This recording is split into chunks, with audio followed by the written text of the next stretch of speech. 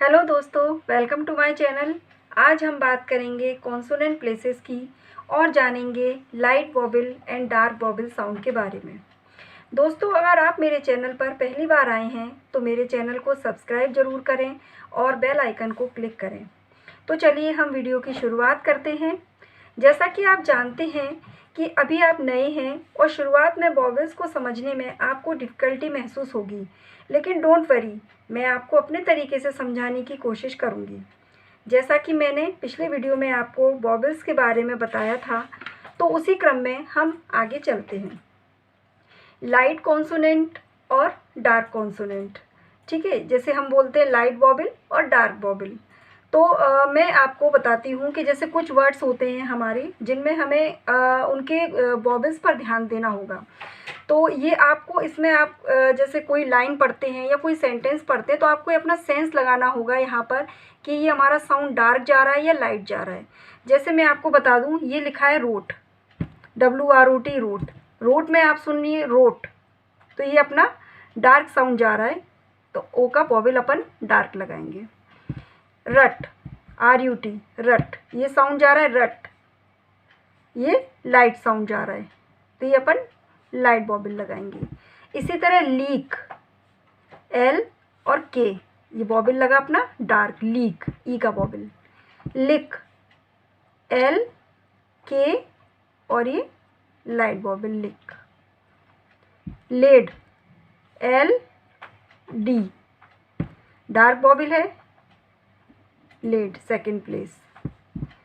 Late, ये L और D, ये थोड़ा आपको सिमिलर लग रहा है लेड और लेट, लेकिन ये वॉबल का आप अगर साउंड पे ध्यान देंगे तो लेट और लेट यानी लाइट साउंड। रेड, R और D, रेड, रेड, R और D, लाइट वॉबल। पील, PL, थर्ड प्लेस का वॉबल है, तो ये आपके सेकंड स्ट्रोक के थर्ड प्लेस पे, पील। पिल, PL, पिल। उसी तरह हीट, H और D, थर्ड प्लेस का वॉबल है, तो ये आपके सेकंड स्ट्रोक के थर्ड प्लेस पे आएगा, हीट। हिड, इसी तरह हुड,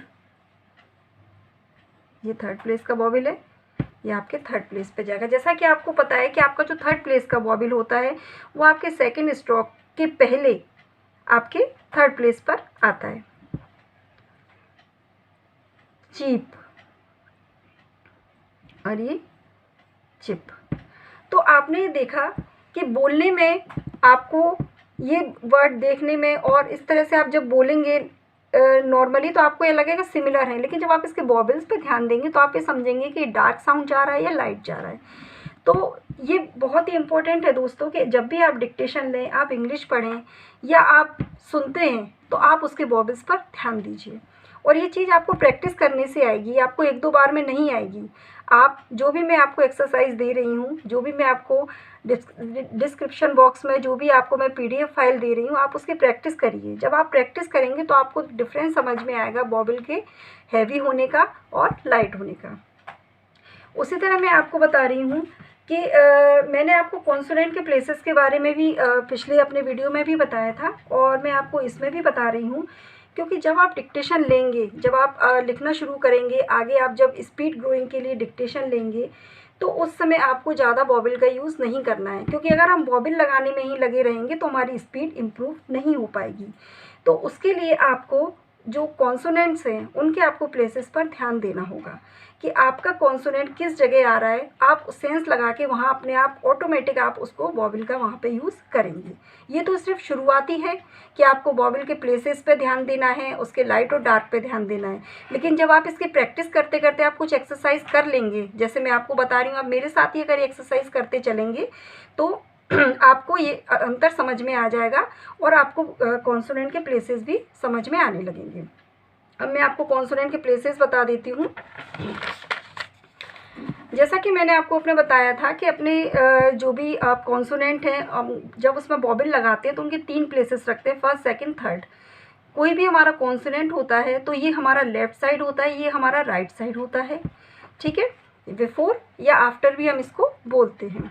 आपको मैंने ये भी बताया था कि जब आपका फर्स्ट प्लेस का आपका लगाएंगे तो आप यहाँ लगाएंगे, सेकंड प्लेस का वॉवेल आप मिड में लगाएंगे, थर्ड प्लेस का आप यहाँ पे लगाएंगे। और इसी के साथ अगर आपके दो वर्ड हैं, दो स्ट्रोक है, जैसे पी और आर, और इसके साथ आप पियर लिखना है तो फर्स्ट सेकंड थर्ड वाला वॉवेल दोस्तों हम यहाँ नहीं लगाते, इसको हम सेकंड स्ट्रोक के बिफोर लगाते हैं, पियर। ये ध्यान दीजिए आप।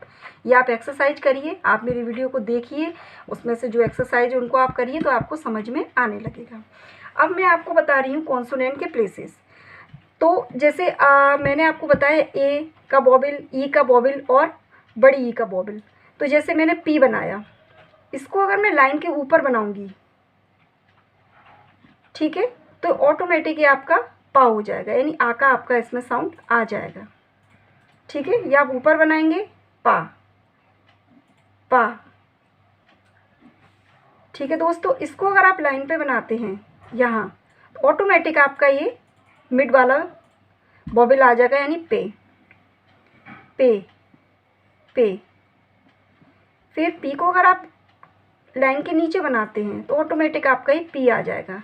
ये मैं आपको वॉवेल लगा के दिखा रही हूँ, आप इसमें वॉवेल नहीं लगाइए, सिंपल लिखिए पा, पे, पी, टा, टे, टी, ठीक है। चा, चे, ची, ठीक है। अब जैसे के बनाना है हमको, के तो हमारा एक ही बनेगा, के को तो हम लाइन के ऊपर लाइन के नीचे, आप सोच रहे होंगे कैसे बनाएंगे, लेकिन आप इसको भी ऐसे ही बनाएंगे, जैसे का, के और की के लिए आप यहाँ पे वॉवेल लगा दीजिए, क्योंकि अगर आप इसे यहाँ लाइन के नीचे ले जाएंगे तो जब आप अगली लाइन लिखेंगे तो हो सकता है इसको आप उसी लाइन में ऐड समझ लें, तो ये आपको इसमें दिक्कत आएगी। तो इसलिए आप के का ऊपर बनाइए, का, के और की में आप वॉवेल का ध्यान रखिए। तो जब आप वर्ड लिखेंगे, सेंटेंस लिखेंगे, तो आप ये समझ जाएंगे कि आपने ये क्या लिखा हुआ है। उसी तरह आपको मैं ये आ का बता देती हूँ, डैश वाला। तो डैश का ये है, ऊपर लिखेंगे तो पौ, लाइन पे आएगा तो पो और पू, यानी जैसे पा, पौ, नहीं पौ, पो और पू। आप इसमें वॉवेल का यूज़ मत कीजिए, जैसे टो, टो और टू, ठीक है। जैसे आप लिखेंगे गो,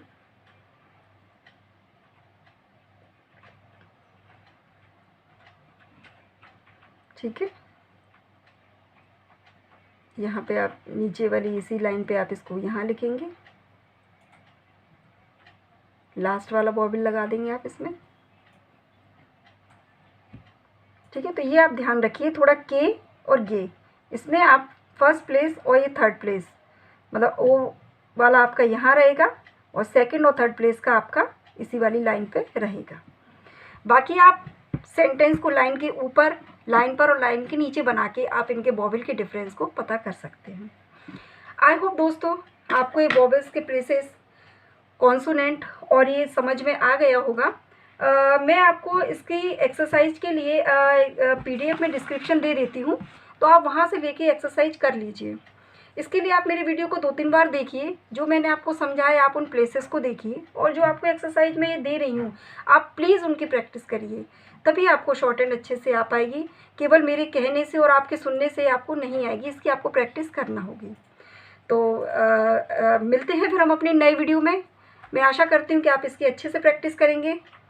थैंक यू।